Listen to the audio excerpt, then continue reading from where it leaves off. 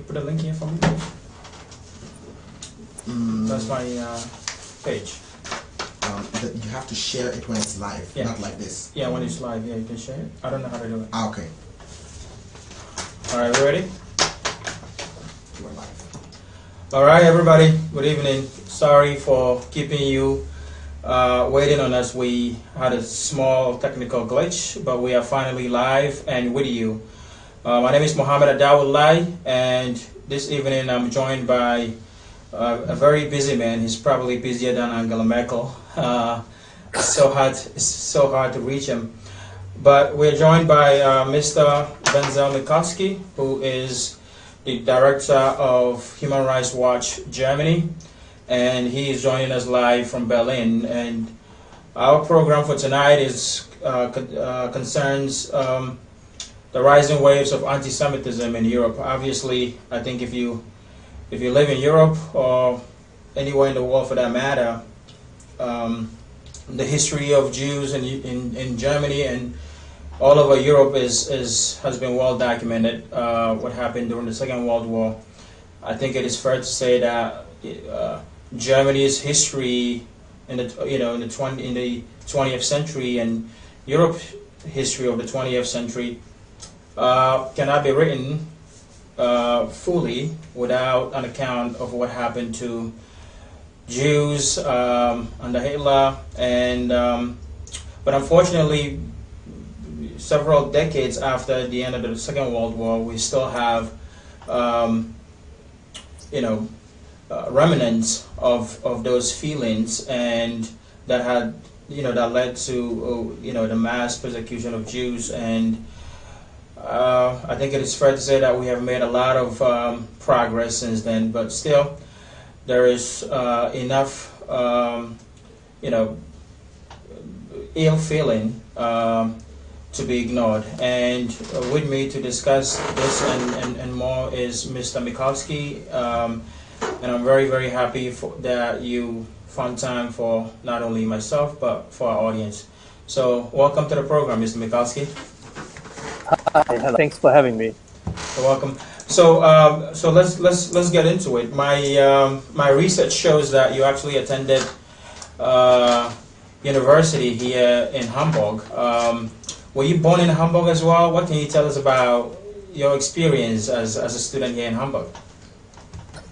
Yes, I was born in Hamburg, and I grew up in Heidelberg, which is in the south. And for the first 2 years, I also at the University of Heidelberg, and then I moved to Hamburg because I wanted to be a journalist. And Hamburg was then, in the 80s, the media capital of Germany, still divided by then.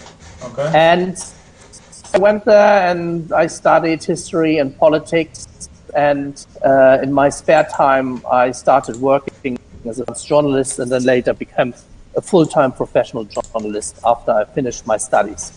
Okay. And so you moved here from Heidelberg. Yes. And what was how has I assume that you come to Hamburg frequently, right? Don't you? Yes, I do. How has Hamburg changed over the years from your student days up until now? Enough, it hasn't changed that much. I mean, it became all even more richer and flashier and shishi. But the Hamburgers were always like this. I see the history of the Jews in Hamburg in the 18th and 19th century. Mm-hmm. And even when you look back then, the mentality of the Hamburg people hasn't changed very much. So they're very business-oriented. They make still a big fuss when it comes to investing money in culture. And eventually they do with some hesitance, and then they're very proud that they have a new Philharmonic and a new arts exhibition hall and all that. But they like to save their money, and they like to be for themselves. It's very, very difficult for a non-Hamburger to really make friends with original, long-time Hamburgers who lived there or whose families lived there for generations. Oh, that's very interesting. So that leads to my next question. So growing up as a kid in Heidelberg, what was it like? Were you raised to be conscious of your identity, or was it something that you realized at a later date? No, I was raised with my identity because my father is a Holocaust survivor, and he told me all the stories when he was a child. He was 11 when the war ended, and he survived. So when I was, for example, 9 years old, or it was my 10th birthday, my father used to say, when I was 10, this and that happened. And with the years, his stories became, of course, more detailed, and the more grown up I became, the more grown up the stories became. So they accompanied me all of my life from very young age on. But one thing that my father always told me is, don't tell anybody that you do it. And so I didn't for a long time. We were also not religious. We didn't have any contact with the Jewish community in Heidelberg or in Mannheim, which is the nearby city. And in that sense, we grew up very insulated. And I always said the thing that we were the only ones in Germany, more or less, left. And that was pretty normal for me. But when I was a teenager, I decided I won't shut up anymore. I became very interested in history of Jews, and I wanted to tell my friends about what happened to my father because it was part of my identity. Mm-hmm. And to some friends I did, not too many, and they were remotely interested, not very much. But I became more and more aware of when, for example, other students in my school said, you know, it's such a long time ago, why do we always have to go on about the Holocaust? Let's forget about it. Or don't forget that German soldiers were forced to do terrible things. They never did it voluntarily. So they had all kinds of apologies and excuses not to talk about it or not to deny it, but kind of like to make the whole story more harmless than it was. And that politicized me, and I decided to study more, to get involved in the history of Jews, the modern contemporary, and then eventually also meet others in the Jewish community and also in Jewish research centers. And this is what I did. And yeah, I think that actually was very significant for my choice of the profession, to become a journalist, because I wanted to tell people the truth, not only about the Holocaust, of course, but in general. And then later to make the next step from journalism to human rights activism. So when 7 years ago I decided to change from the media to join Human Rights Watch, that was a logical step. Okay. But you also studied history, right? I read somewhere in your biography that you studied history. Yes. I studied history. Which history did you study? German history, European history, Jewish history? Well, I studied German history, modern German history. That means the history of Germany since the 17th century, more or less. And then pretty quickly I specialized in the history of the Jews in Germany and the persecution of the Jews in Germany, the oppression, and throughout the centuries, the roots of the discrimination and the persecution of Jews. And then later, of course, and that was the most interesting for me, the fight for equal rights and the fight for emancipation by the Jews, and the struggle and how difficult it was to convince their fellow Germans to actually finally grant them equal rights, which they reluctantly at the end did. Okay. So you mentioned the fact that you switched professions from being a journalist to now working for Human Rights Watch, which is globally renowned, and you guys do a lot of amazing work. You document things like hate crimes, but more recently, you had a more personal experience in the form of anti-Semitism against your son. What can you tell us about that experience? Yeah, it was a very sobering experience. Maybe I should go quickly a little bit back to explain the background of this experience. So as I told you, when I grew up, we didn't talk a lot about being Jewish, or not at all to strangers. And then later I changed that also had something to do with my being involved in demonstrations against Nazis. There were still lots of Nazis, neo-Nazis. We have them again. But then at this time, there were neo-Nazis, but also old Nazis, people then in the late 70s, in the early 80s, people who were in their 60s, 70s, very healthy, very young, and who were active Nazi members in the Nazi times and active in the SS and active in killing Jews and all this. And they were around, and they were having their conventions and their meetings and the veteran meetings. And we were demonstrating against them. And that was very significant. But I always had the feeling that this is more a biological problem, because then in the 80s I thought in 10, 20 years, these people are so old and they will die, and then that's it. And that was, of course, naive. As we see now, anti-Semitism and National Socialism and fascism is alive. We have a party, the AfD, in the Bundestag, in the parliament here, which has very similar ideas. And later in university, I only was confronted with anti-Semitism by very left-wing, maybe the Antifa, black-clad, stones-throwing anarchists.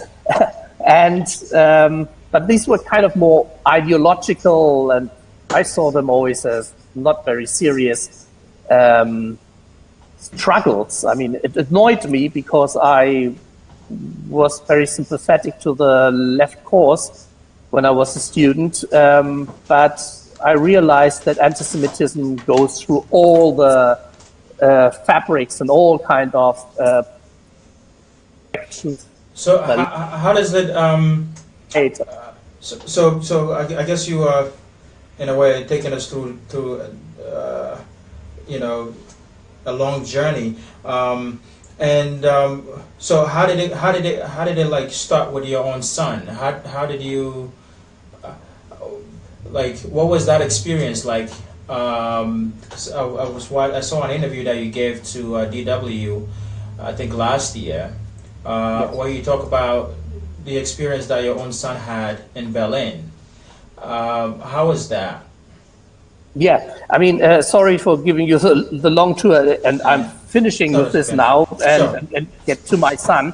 I want to explain this so you guys understand the background a little bit better. So over the years, I was less and less confronted with National Socialism, and people started in Germany to deal with the issue. There were the stumbling stones and Holocaust memorials and renovated synagogues everywhere, and history museums were dealing with this.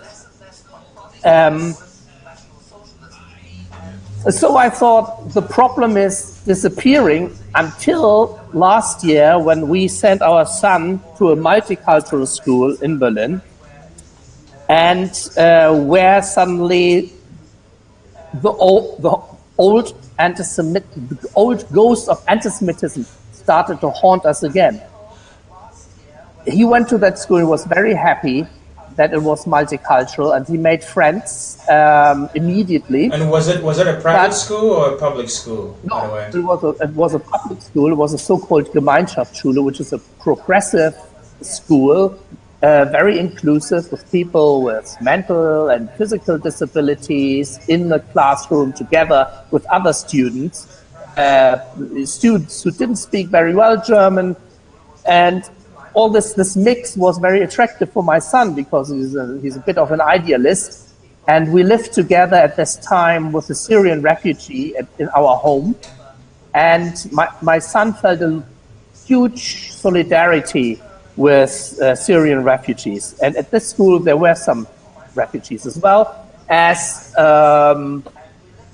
Turkish and Palestinian guys, second and third generation, born here in Germany, and a handful of Germans. But most of them came from other countries. Kurdish kids were there as well, and sub-Saharan Africans as well. So it was a great mix in which my son loved. But when in the end of the first week, the teacher asked, what kind of houses of worship do you guys know? And everybody said mosque and church. And when it was my son's turn, he said synagogue. And the teachers asked, what, are you Jewish? And he said yes, and that was it. So his new friends... Not to cut you off, but when did the teacher ask the other students whether they were Christians or Muslims following their responses, or was it just your kid that was asked because he gave a very different answer? It was just my kid. Oh. And this reaction from this German teacher is quite typical. Germans still, not every German, but a lot of Germans still are very, very unrelaxed when they are confronted with Jews. So after this happened, his newfound best friends turned their backs to him and said to my son, we can't play with you anymore. They wanted to do beats and hip hop together and said, we can't do that. We don't want to do that anymore because you're Jewish. And Jews are baby killers and they steal money and all kind of bad things. We raised this with the school, and the school said, okay, we deal with it, but they didn't deal with it. The anti-Semitic bullying became worse and worse and worse in the schoolyard. His own school class, the teachers in his own classroom, they dealt with it. They spoke to the kids, and my parents went to the class and told them about their persecution during the Nazi time. And that turned the whole class, and they became very sympathetic to my son, and anti-Semitism stopped. So we wanted the whole school to listen to what my parents had to say. And I also offered that my colleagues from Human Rights Watch, who come from all over the world and are also Muslim and Christians and Jews, and so this very, very colorful mix of people, that they would come to the school and talk to the kids. But the school said they don't want to be pushed by us into some sort of activities, and so they didn't do anything.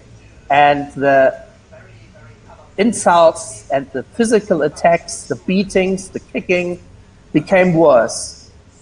It came from a bunch of kids, Turkish and Arab kids, who were not only bullying him, they were also bullying LGBT kids, they were bullying Kurdish kids, and they were bullying very badly and very aggressively black kids as well. So all of them suffered, but my son was the only one who got the beating. And then it culminated in really bad injuries, and that one day he was suffocated so that he lost conscious. And when he woke up... When you said he was suffocated, did somebody choke him to the point where he couldn't breathe anymore? Two boys from a class above him, older kids. Okay. They attacked him in front of the school. There was a bakery, and there were kids usually hanging around there. So they attacked him, they suffocated him. And how would it start? Would it start over some petty argument, or would they just approach him and just start beating him just because he was Jewish? Yes, exactly. There was no words exchanged before. They just attacked him. And that happened sometimes. But this time it was more aggressive. And He then, when he got conscious again, walked into the bakery, pretended to be totally cool, so not to provoke anyone. And he waited till the kids had disappeared. And when he thought they disappeared, he left the bakery again. But then one of those two kids ran to him, suddenly came out of nowhere, with a gun in his hand and started shooting. The gun looked very realistic. Gun? Turned out it was a soft air replica gun, but it looked absolutely real. Yeah. And so he got a bad shock, and he realized that everybody else standing around him was laughing about him. And that was it. We took him out of the school the same day, never sent him back. We then finally, ironically, after we took him out of the school, finally the headmaster and his deputy had time to talk to us. Before they always denied, and they said we have no time and we're not there. And so then suddenly they could talk to us, and they didn't apologize. They told us that they have great anti-discrimination seminars in place and workshops, and I said, but they don't help. You know, you were hiding from us. What have you done? And they said, yeah, we were ourselves an anti-discrimination workshop. So they didn't even really understand the problem, what was going on there. And that was it. So we took our kids from the school. You make an interesting point, which is that there's a sort of deniability on the part of individuals in positions of authority. I remember a few months ago there was a demonstration in remembrance of a young man who died. I believe you know, but you've heard this story. His name is Uri Jallo, who died in police custody, and the circumstances surrounding his death are very suspicious, to put it mildly. And from what I've read, including the human reports, it appears that there's a culture of reputational protection. What I mean by that is it's almost as if, you know, the reputation of certain institutions like the police or in your case the school is important than the life and the safety of an individual who is going through serious issues. And it seems as though by admitting that there's racism or anti-Semitism going on, that somehow they are like, in a way, admitting that, you know, they haven't done a very good job of eradicating it. Why do you think there's this culture of deniability where people don't admit that there's a problem and try to face it head on and just and instead, you know, they take a back seat and just deny until things go south? Yeah, that's a very good point you're making there. I only can explain it that anti-Semitism and also racism is an integrated part of the European culture. It's an integrated part of the European culture and, of course, integrated part of the German culture. So everything strange and alien is seen with a lot of suspicion, and the institutions are almost holy. And I told you the long story before when I was a student in Hamburg, because now I come back to the point. Already in the 18th century, when the Jews were asking and demanding equal rights, the Hamburgers said, you can have equal rights when you become a Christian. But a Jew cannot have equal rights because we are a Christian state. And this mentality is still here. It still exists in Germany. So when you are not a German, born in Germany, and your parents and grandparents and great-grandparents aren't German, you are not seen by the Germans as German. And the same, ironically, also, not only for people who come from other countries, but even people who were born here or whose families are German for generations and generations and go back centuries and maybe 1,000 years. And I'm talking about the Jews, but also, for example, the Roma and Sinti who live here for at least 600 years, and they're still not considered as German. Yeah. That's a possibility, but what I also see is just the fear of losing whatever reputation that an institution is trying to cultivate or convey to the rest of the world. So, I mean, if you look at in the United States, for example, where, you know, in many instances when they admit wrongdoing, that costs them millions of dollars in lawsuits. In Germany, it seems like it's very rare that you see a police station or a school come out and say, we messed up, we failed to do our due diligence. And it appears to me that it is much more important for a reputation to be kept intact than to actually do the right thing. But my next question to you is, there's a growing sense that the influx of migrants and the rise of the AfD have contributed to the rising levels of anti-Semitism in Germany and all over Europe. And certainly, if you look at some of the numbers, especially in 2016, 2017, anti-Semitic crimes, for example, went up a little bit in 2017 than it did in 2016. I think by a gap of about 27 reported acts of anti-Semitic crimes. But the larger statistics seems to disprove that a little bit. Let me just read through it real quick.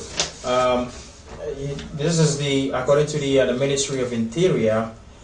Overall, anti-Semitic crime and anti-Semitic acts of violence have fallen since 2000. In 2001, for instance, the number of anti-Semitic crimes recorded was 1,691. In 2015, it was 1,366, which is a drop of more than 300. Now, that number is still very large. I think one act of anti-Semitism is too much anti-Semitism. I think we can agree on that. But there's also, given the tendency to sort of narrow the cause to migrants and to the AfD, do you worry that we may be scapegoating and, in effect,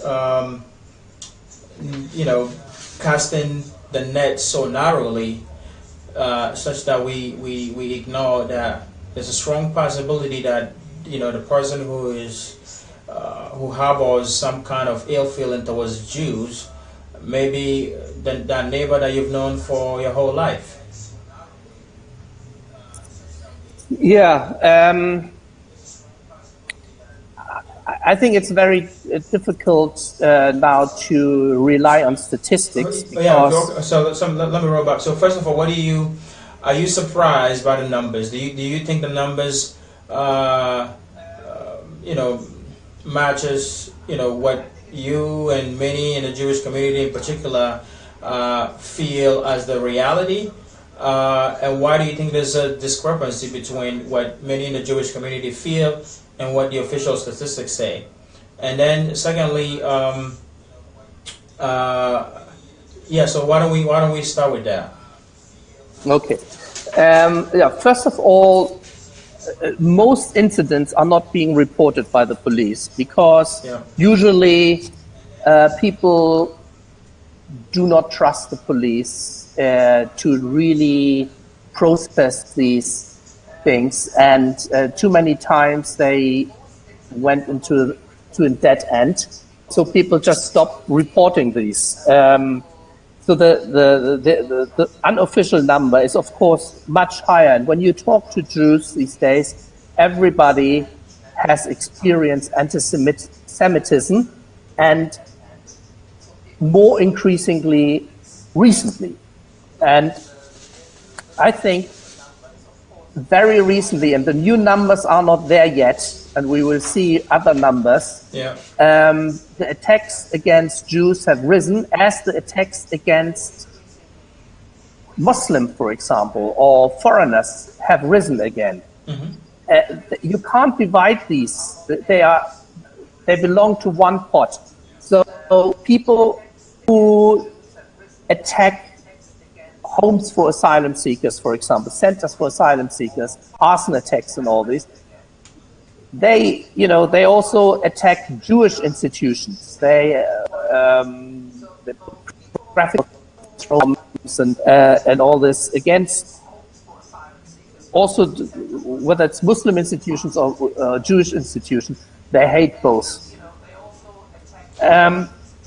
Plus, with the internet and the social media, people are getting used to say all kinds of things. So the verbal abuse, the insults are increasing.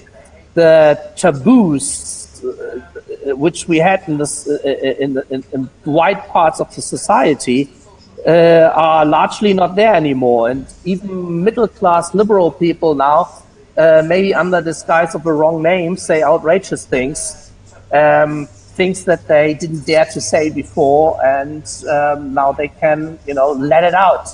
Their xenophobic and anti-Semitic and anti-Zionist feelings. The AfD, certainly, they're now in the Bundestag. That means the legitimization of outrageous things to say in all directions is stronger for many, many people now. They think they can, it's okay to say things and to make racist and anti-Semitic slurs. But again, back to my earlier question though, because yes. From what I've read and even in some of the interviews that you gave, the feeling that I'm getting is that anti-Semitism is on the rise, and I certainly do agree with you that there's a good chance that most anti-Semitic crimes and acts of violence go unreported. But there's also a movement to sort of like narrow the causes of that to just the influx of migrants, particularly from Muslim countries, and also to just the AfD. Just a couple of years ago, there was a survey that revealed that 60% of the individuals who sent, letters of hate to the Jewish embassy or the various like Jewish associations in Germany were normal, ordinary Germans. Some of them were professors and lawyers and doctors, middle class. They come from all over the socioeconomic spectrum. So and then if you look at the number, for example, this is again from the Ministry of Interior, of the 1,366 anti-Semitic crimes reported in 2015, only 78 were linked to migrants. Again, I'm in your corner that a lot of these activities go unreported. But do you also worry that there may be an attempt to sort of like throw the blame on migrants, especially those coming from Muslim countries, which might prevent society at large from looking at itself and dealing with the other, and looking at itself more critically, and sort of like acknowledging the fact that the sources are much wider than just migrants coming in from the Middle East and elsewhere. Sure. You see, anti-Semitism from right-wing groups or right-wing individuals is not surprising.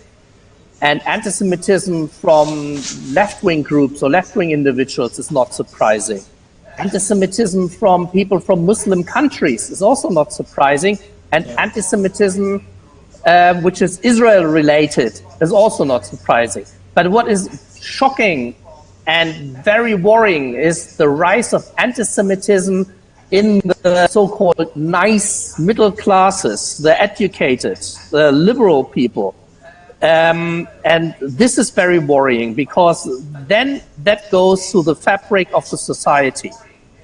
And if these people get into power, then our democracy is in danger, and our wonderful check and balances will see worse as much as people want to protect them. And if we have more and more people in the mainstream who are not interested anymore to protect these checks and balances and who are not interested anymore in fighting against racism, xenophobia and anti-Semitism, then we are in trouble. And that's why I'm very worried about the latest developments. Of course, the scapegoating of refugees, Muslim immigrants, now, especially by conservative circles, is stupid.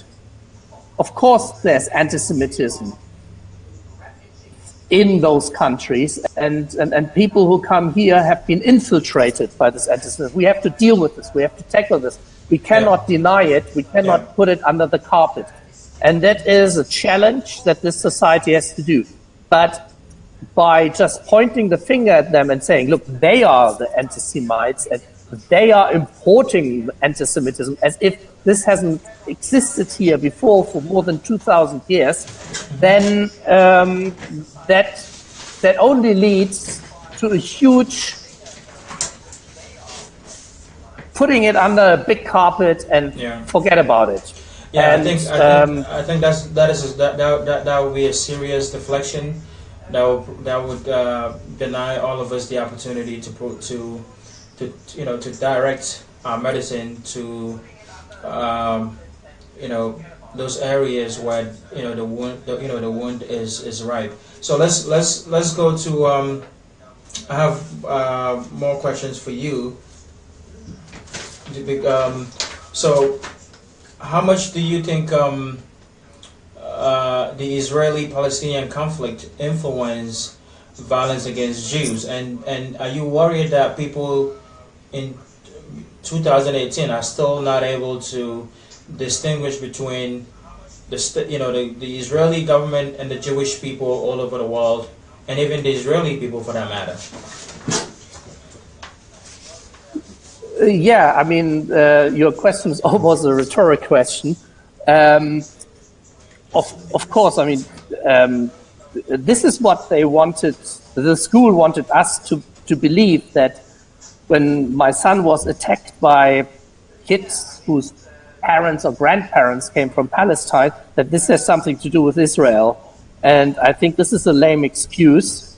But a lot of people believe that. And I personally, just recently, was attacked on Twitter by the BDS movement as a Zionist right-winger or a right-wing Zionist or whatever, who is a racist and pro-apartheid, because I criticized a Berlin school. So, and they did it with posting a photograph of mine, like a wanted poster. These are all Nazi methods that we're seeing by anti-Semitic people in movements, whether they are right-wing or BDS, and whether BDS is right-wing or left-wing, who knows. We see this is the other side of the coin. We see conservative circles here blaming Muslims for importing anti-Semitism. We see BDS fanatics shaming and accusing people who point out anti-Semitism in Germany as being Zionists. I mean, we have this culture of discussion has become so low, it's unbelievable. So how do we get to a point where a person can be critical of the Israeli government without being considered an anti-Semite, and a person can also, point out, problems within Germany that can point out issues with anti-Semitism without being considered, pro,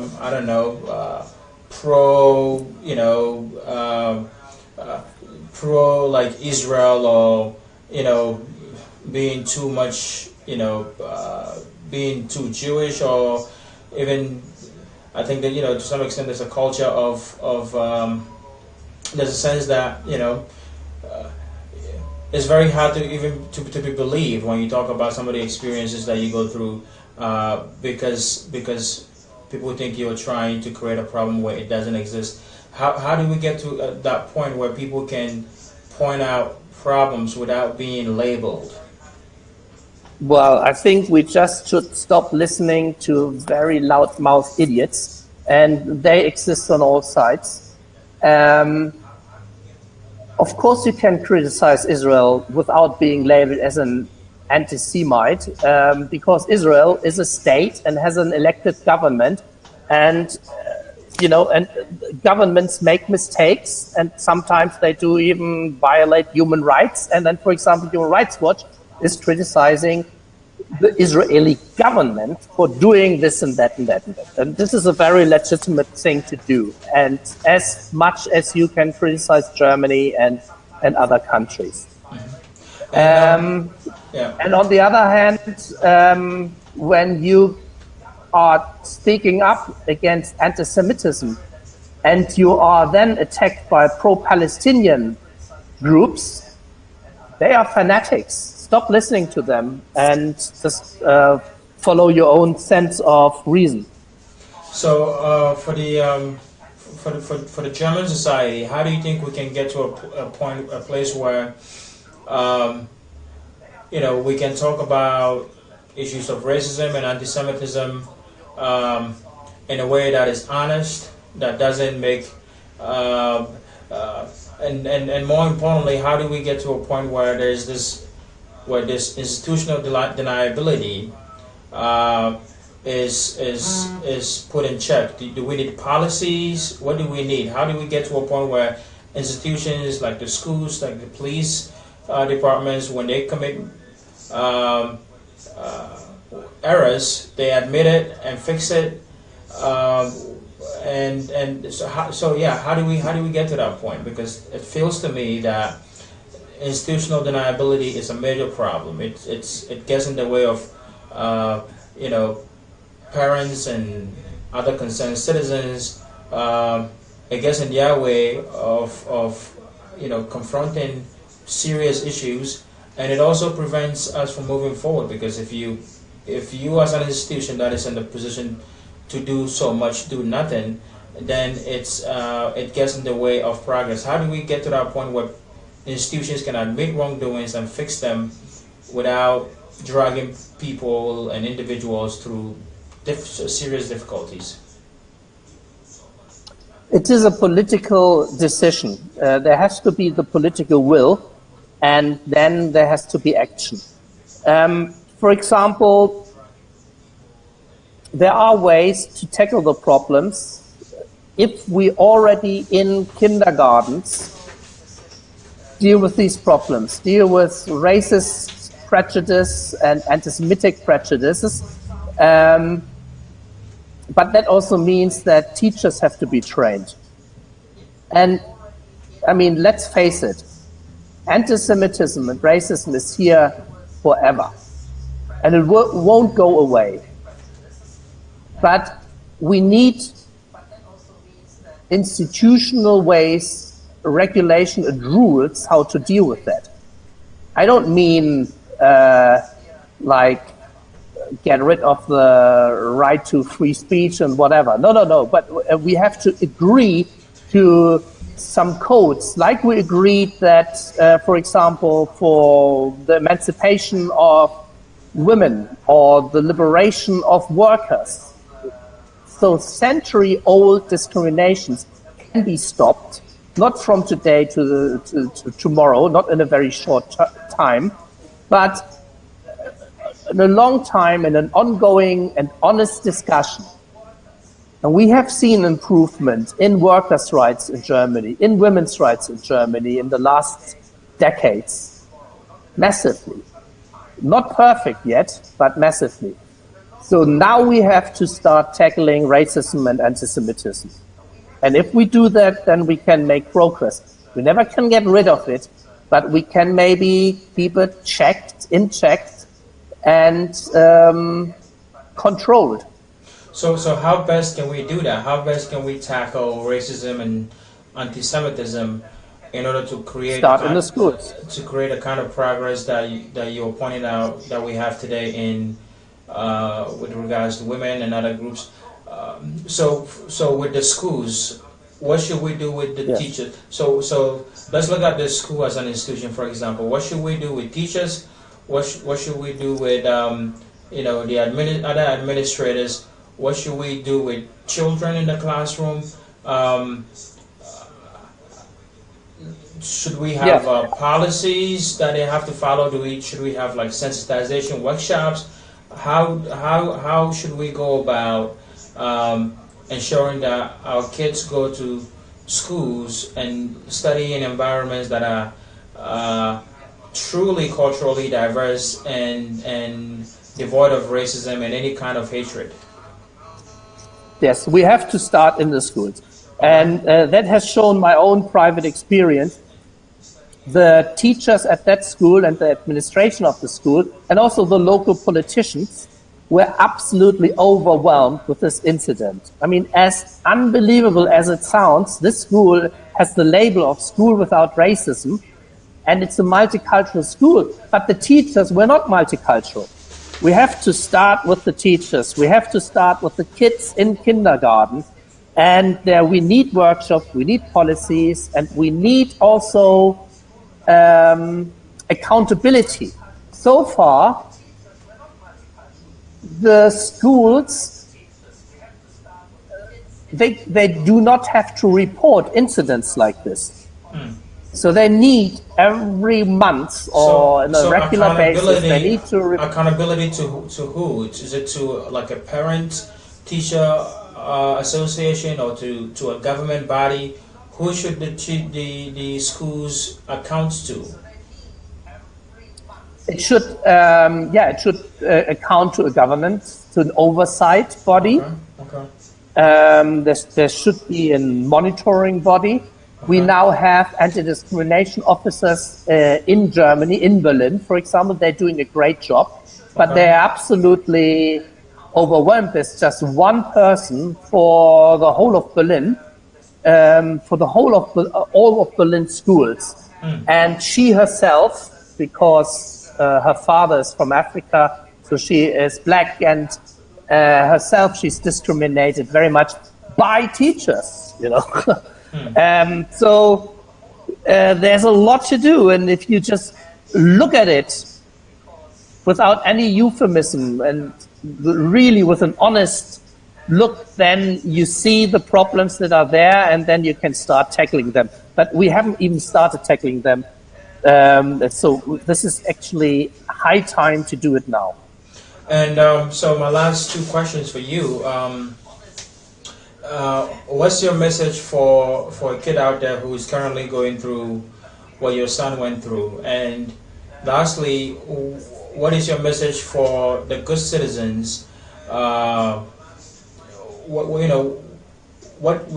role can they play in helping to eradicate anti-Semitism and other acts of racism here in Germany in particular? Okay, I start with your last question. So all citizens should speak up when they realize that something happens, that any form of discrimination happens in their neighborhood, in their realm, in their circle of action, whether it's at the workplace or at school or in the neighborhood. Speak up.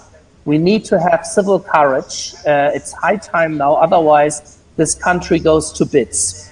And for kids who are suffering bullying, whether they're black kids, whether they're Kurdish kids, whether they are German kids, or anyway. So all kids who are being bullied and discriminated at,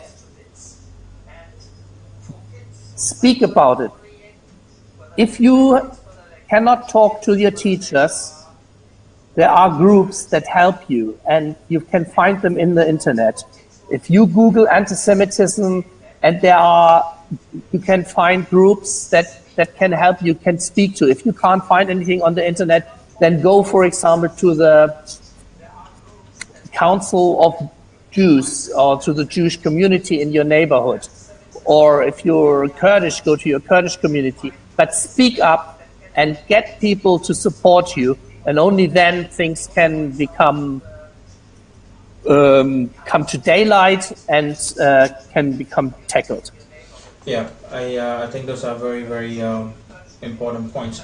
My takeaway from this is that it is very important for people to stand up for values and for principles, regardless of whether or not it affects them.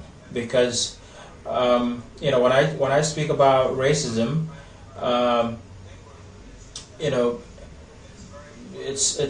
it is likely to be taken or seen differently from when someone else who is not black or who is not affected by racism speaks about racism, because he or she has nothing has less to gain from it. And so there's something about hearing a message from an unexpected source that makes it resonate even more. And I think it is very important for all of us to get to a point where we speak up for what we believe is right and just, even if it doesn't affect us. And your rights are better safeguarded when everyone else's rights are safeguarded. And so I think hopefully we can get to that point where identity politics, where people are expected to speak up only if it affects them. Hopefully we can get to that point where it doesn't. It is no longer the case. Anyway, thank you very much for joining us this evening, and I hope our audience learned a thing or two. I certainly have learned a thing or two from you, and I also want to thank you for the good work that you and Human Rights Watch have been doing.